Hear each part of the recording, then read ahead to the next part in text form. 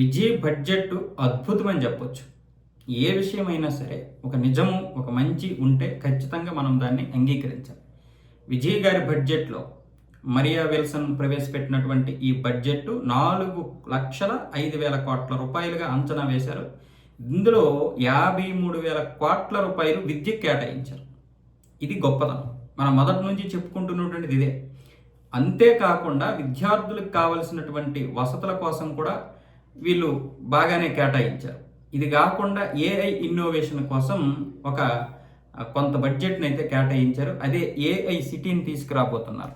ఇందులో అంతర్జాతీయ ప్రమాణాలతో నైపుణ్య శిక్షణ కేంద్రం, సెమీ కండక్టర్ల టెస్టింగ్ ల్యాబొరేటరీ, ఇన్నోవేషన్ ఇంక్యుబేటర్లు, ఈ ఏఐ ఇన్నోవేషన్ సిటీలో ఇవైతే రాబోతున్నట్లుగా అయితే వాళ్ళు చెప్పారు. దీనికి అరివగం అని పేరు పెట్టారు. అంటే జ్ఞాన కేంద్రం అని ఏఐ ఇన్నోవేషన్ సిటీకి ఈ యొక్క పేరు అయితే పెట్టారు. ఇది నిజంగా అద్భుతం. ఈ యొక్క బడ్జెట్ని ఇంప్లిమెంటేషన్ చేసి వాళ్ళు చెప్పిన విధంగా ఖర్చు పెట్టగలిగితే ఒక అద్భుతం చేయొచ్చు. విజయ్ని చూసి ఇక మిగతా రాష్ట్రాల వాళ్ళు కూడా బడ్జెట్ని విద్య కోసం ఈ విధంగా కేటాయించగలిగితే విద్యార్థుల భవిష్యత్తు చాలా వరకు బాగుపడే అవకాశాలు అయితే ఉంటాయి. అయితే ఇక్కడ బడ్జెట్ని కేటాయించడం మాత్రమే కాదు, దాన్ని ఇంప్లిమెంటేషన్ చేసి ప్రతి విద్యార్థులకి ఆ ఫలాలు అయితే అందాలి. ప్రభుత్వ పాఠశాలలు విపరీతంగా ఫెయిల్ అవుతున్నాయి. మరి ఎందుకు ప్రైవేట్ పాఠశాలల్లో ప్రతి ఒక్కరము జాయిన్ చేస్తున్నాం? మన ఆర్థిక వ్యవస్థ బాగోకపోయినా, ఆర్థిక పరిస్థితి అంతంత మాత్రమైనా మొత్తానికి ఏదో ఒక విధంగా పిల్లల స్కూల్ ఫీజుల కోసం ఏదో కష్టపడి చేస్తున్నారు. ఎవరికి తగిన విధంగా వాళ్ళు. ఒక విధంగా ప్రైవేట్ స్కూళ్ళు చూస్తే ఎలా ఉన్నాయంటే అగ్గిపెట్టెల్లాగా ఉన్నాయి నగరాల్లో.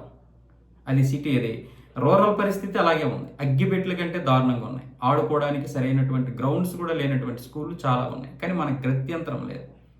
ఎవ్వరికి గత్యంతరం లేదు ఈ విషయంలో. ఇలా చెప్పడమే తప్ప ప్రభుత్వ పాఠశాలలు చాలా బాగుంటాయి, మంచిగా గ్రౌండ్ కలిగి ఉంటాయి అంటే అక్కడ సరైనటువంటి విద్యా వ్యవస్థకు కావాల్సినటువంటి సౌకర్యాలు లేవు, వసతులు లేవు.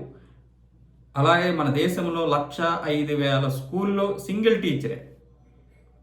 కొన్ని దగ్గరలో టీచర్లు విపరీతంగా ఉన్నారు, కొన్ని దగ్గరలో టీచర్ లేరు. ఆ టీచర్లకు కూడా సరైనటువంటి ఇది లేదు. అంటే వాళ్ళలో కూడా స్కిల్ లేదు. ఆ సబ్జెక్ట్కి కావాల్సినటువంటి స్కిల్స్ ఉన్నటువంటి టీచర్సే మన దగ్గర చాలా తక్కువ. దానికి అనుగుణంగా ఇప్పుడు టీచర్స్ని తీర్చిదిద్దాల్సి ఉంటుంది.